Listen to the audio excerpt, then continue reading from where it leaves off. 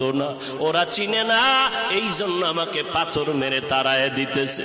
একদিন যদি কবুল করেন আমার আল্লাহ, ওদের দ্বারা কালেমার খেদমত হবে জমিনের ভিতরে, ওদেরকে মারা যাবে না। ও জিবরাইল, এদের উপরে কোনো আঘাত করিও না। আমার মায়ার নবী রক্ত পড়ে জুতা আটকায় গেল।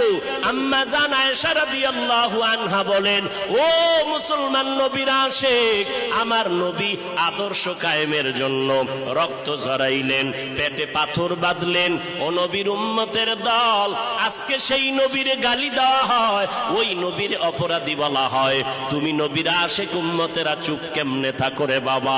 মুসলমান সন্তানেরা, যুবকেরা, আজকে নবীর আদর্শের টুপি লাগাইলাম, দাড়িটা লম্বা করলাম, লম্বা জামা পরলাম, কই আমাদের খানাও বন্ধ হয় নাই, আমাদের লেখাপড়া স্বাধীনতাও নষ্ট হয় নাই। তোমাকে কে ধোকা দিল? নবীর আদর্শ মানলে স্বাধীনতা থাকবে না। ও বাবা, তোমার আমার মতো হুজুর না, তোমার লাইনে নজর করে দেখো, তোমার মতো যুবক স্কুল কলেজে পড়ে এক বেলার নামাজও বাদ দেয় না। দাড়িওয়ালা নামাজি ডাক্তার, প্রফেসর, ইঞ্জিনিয়ারের অভাব নাই। বাবা বলো, তুমি কেন পারবা না?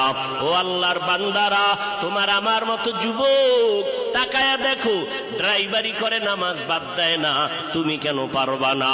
তোমার আমার মতো কত ব্যবসায়ী জেনারেল লাইনে পড়েছে, এক টাকাও হারাম খায় না, এক বেলার নামাজও বাদ দেয় না, কোটি টাকার মালিক, ব্যবসা করে, অভাব নাই, তুমি কেন পারবা না? মনে মনে কি ভাবছো আলেমদের কথা মিথ্যা, আল্লাহর কোরআন মিথ্যা? না রে বাবা না। যদি কোরআন মিথ্যা হইতো, যদি জান্নাত মিথ্যা হইতো, জাহান্নামটা মিথ্যা হইতো। আবু বকরের মতো বান্দা জান্নাতের টিকিট পাইয়া ওই সারা রাত নামাজে দাঁড়াইয়া কাঁদতেন না। মায়ার নবী বলেন, ও আবু বকর কেন কাঁদেন?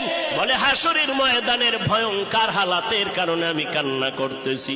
আম্মা জান আয়েশা বলেন, নবী যখন কান্না করেন, আমি বললাম, নবী কাঁদেন কেন?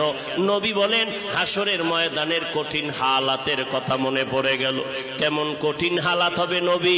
আম্মা জানকে আল্লাহর নবী বলেন, আয়েশা, কিয়ামতের ময়দানে মানুষগুলো সব উলঙ্গ দাঁড়াবে।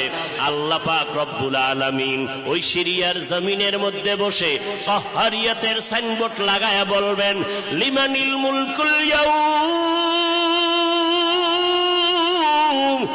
আল্লাহ পাকের কুদরতের আওয়াজটা যখন হবে, হাসরের ময়দানটা থরথর করে কেঁপে উঠবে। ওদিকে আল্লাহ বলবে, সূর্য তুই কই? নিচে নেমে আসো। আম্মা জান আয়েশাকে নবী বলেন, ও